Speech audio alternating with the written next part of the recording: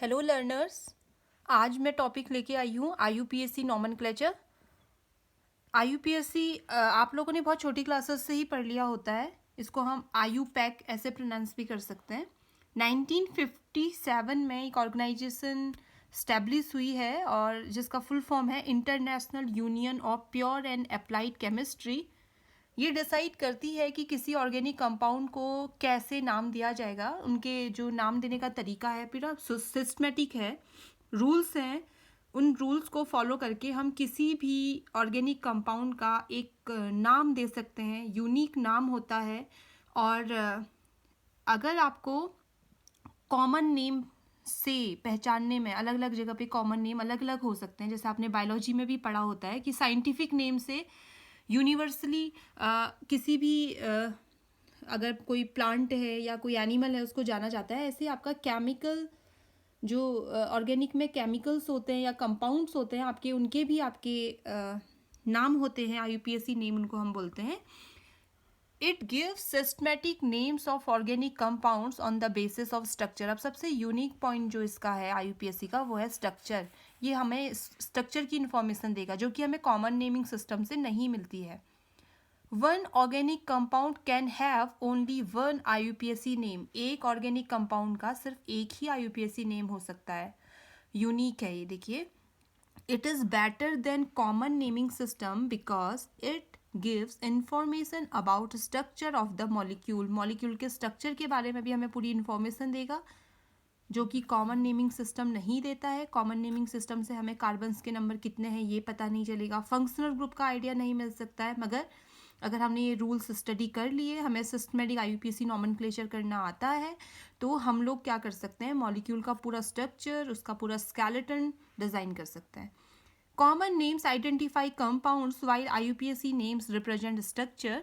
सबसे पहले हम लोग लेंगे एल्केन का। एल्केन फैमिली मैंने इससे जो पहले वीडियो आपको शेयर किया था उसमें भी मैं एल्केन्स के बारे में, हाइड्रोकार्बन्स के बारे में फोकस कर चुकी हूँ। क्या एल्केन्स होते हैं, हाइड्रोकार्बन्स क्या होते हैं, उनकी प्रॉपर्टीज़ क्या होती हैं, ये सब मैं आपको डिस्कस कर चुकी हूँ। तो एल्केन जो है वो हाइड्रोकार्बन, ऑर्गेनिक के हाइड्रोकार्बन फैमिली के अंदर आता है।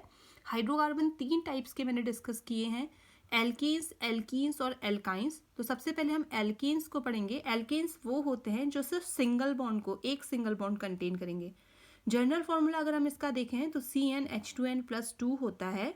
इसमें हम 2 टाइप के एल्केन्स को फोकस करेंगे, ब्रांच्ड एंड अनब्रांच्ड एल्केन्स। तो देखिए, हाइड्रोकार्बन्स आपको पता है सिर्फ कार्बन और हाइड्रोजन से मिलके बने होते हैं, तो फॉर्मूले से भी हमें ये पता चलता है। तो आपको एल्केन की सीरीज जो होती है, होमोलोगस सीरीज बोलते हैं, एक मेंबर, दूसरा मेंबर, तीसरा मेंबर, एक सीक्वेंस से आपको ये लर्न करना पड़ेगा। टोटल कार्बन नंबर के अकॉर्डिंग एल्केन्स को नाम मिलता है।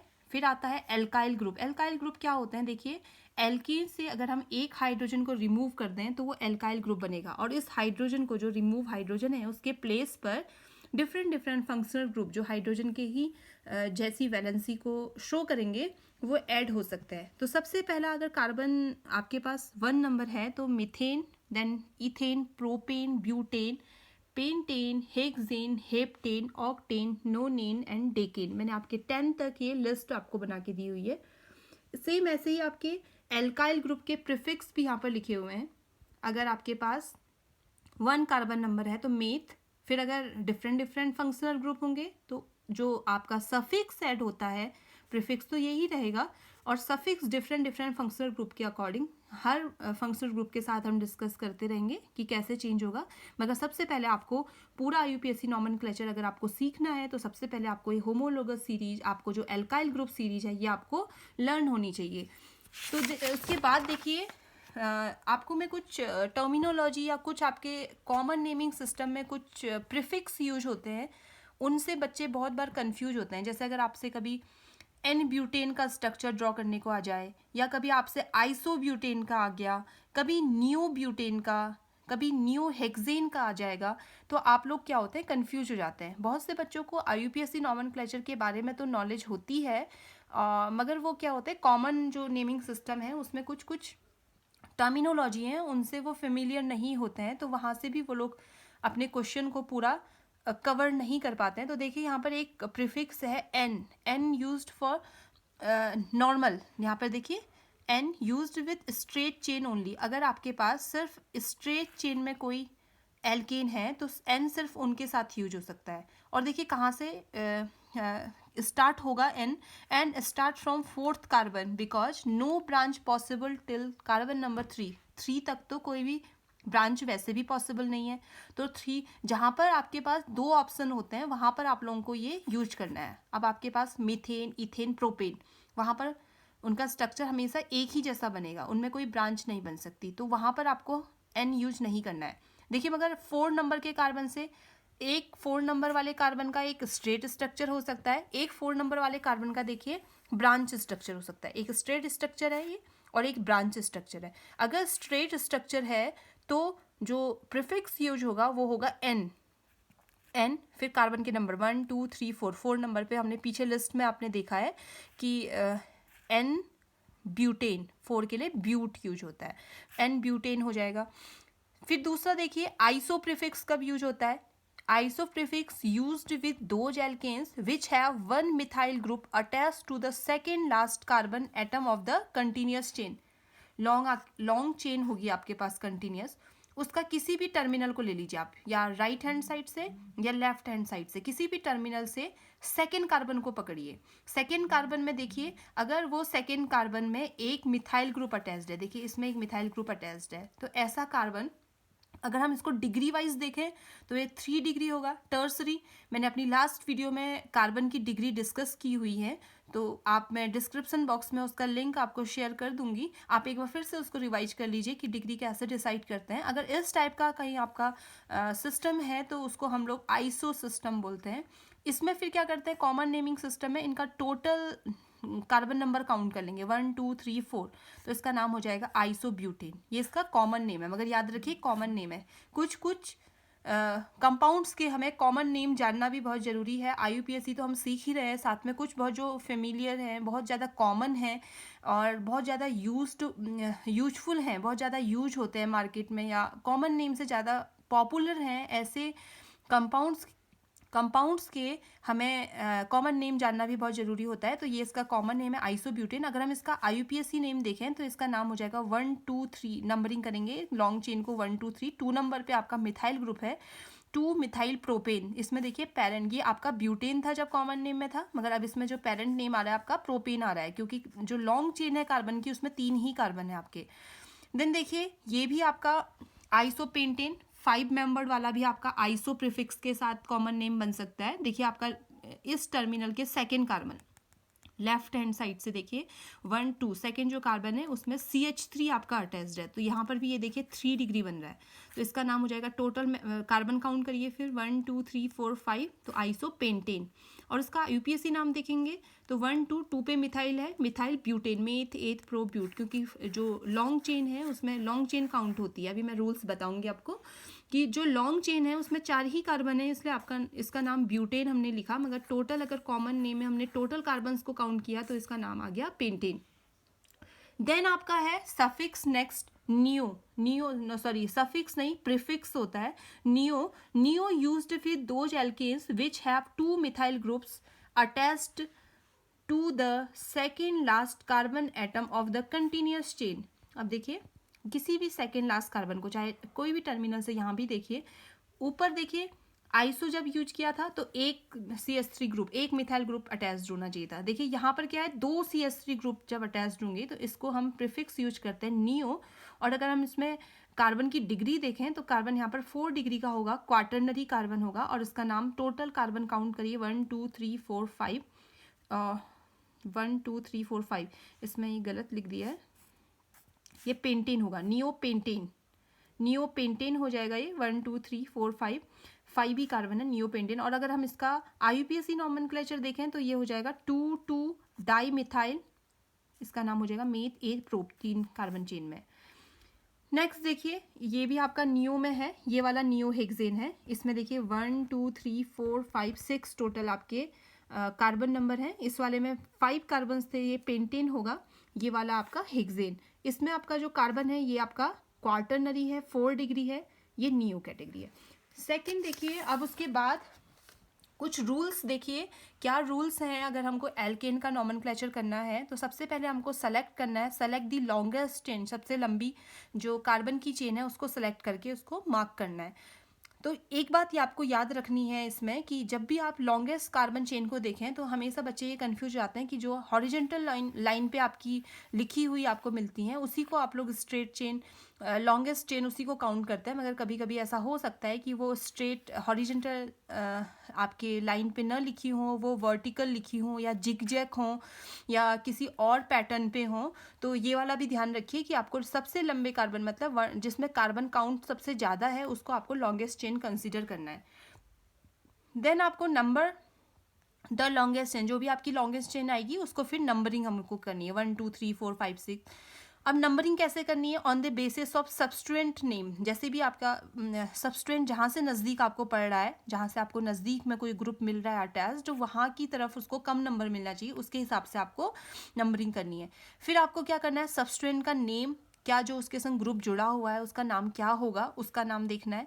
उसके बाद पेरेंट नेम देखना है। पेरेंट नेम आपका डिसाइड होगा लॉन्ग कार्बन के कितने नंबर की आपकी चेन बनती है लॉन्गेस्ट, उससे पेरेंट नेम डिसाइड होगा। देन आपका एक, जब भी आप नाम लिखें तो एक हमको ये बात ध्यान रखनी है कि कोई भी गैप नहीं होना चाहिए नाम लिखते समय।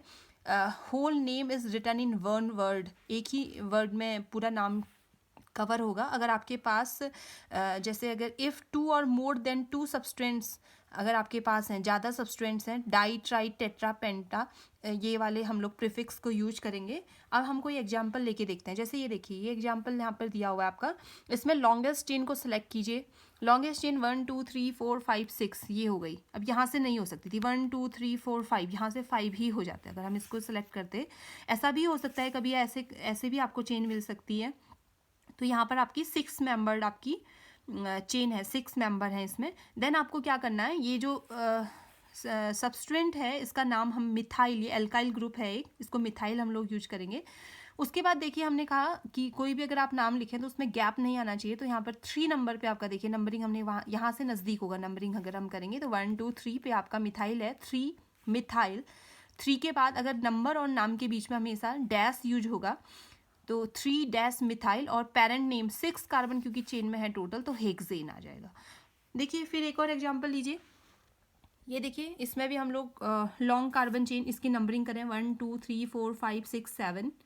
अब यहाँ पे सबस्ट्रेंट जो ऐड है, नंबरिंग यहाँ से हमने करी है। नंबरिंग हम यहाँ से क्यों नहीं करते इसके कारण बताती हूँ, यहाँ से भी नंबरिंग कर सकते थे मगर वहाँ से करने में क्या होगा, देखिए 1 2 3, इस वाले मिथाइल को 3 नंबर मिला, इस वाले को 4 नंबर मिला। 3 + 4 = 7।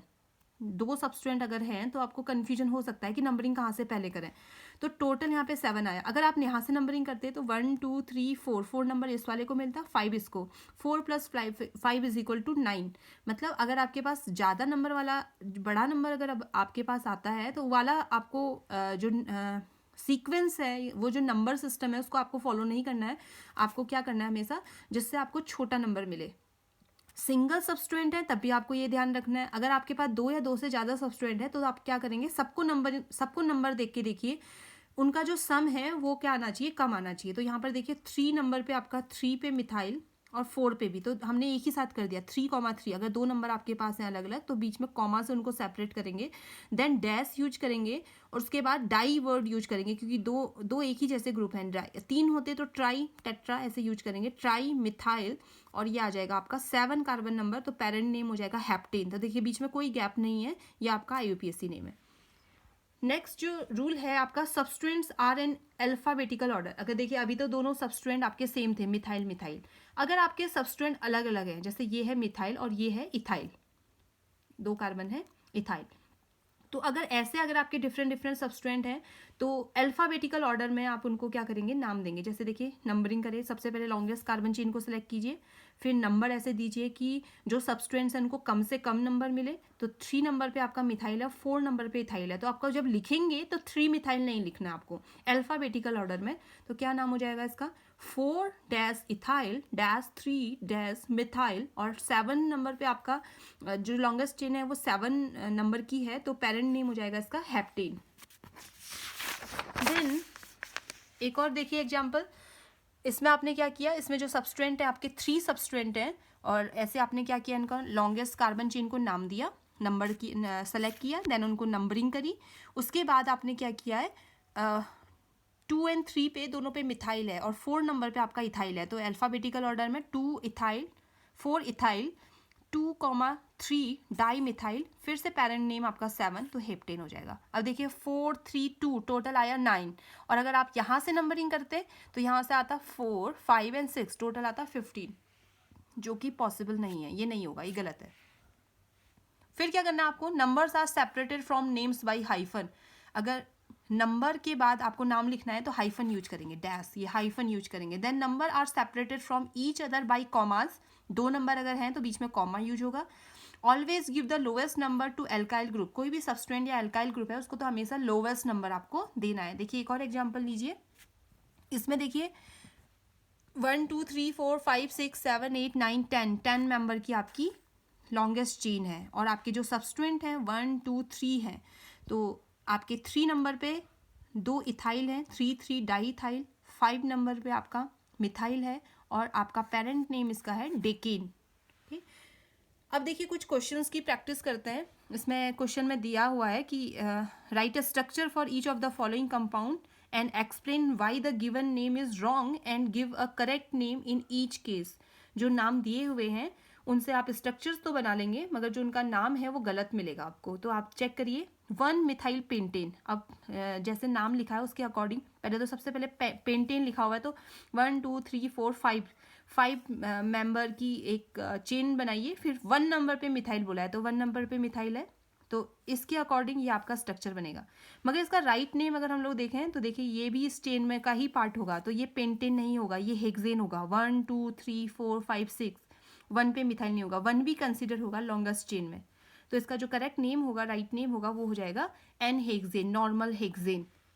सेम ऐसे ही दूसरा जो है 2 इथाइल ब्यूटेन दिया हुआ है, 2 पे ये देखिए, पहले हम लोग क्या करेंगे, ब्यूटेन बनाएंगे, meth 8 pro but, 4 member, 2 number पे इथाइल है, तो 2 पे ये हमने ethyl group C2H5 CH2 CH3 ethyl group है, उसको ऐड कर दिया।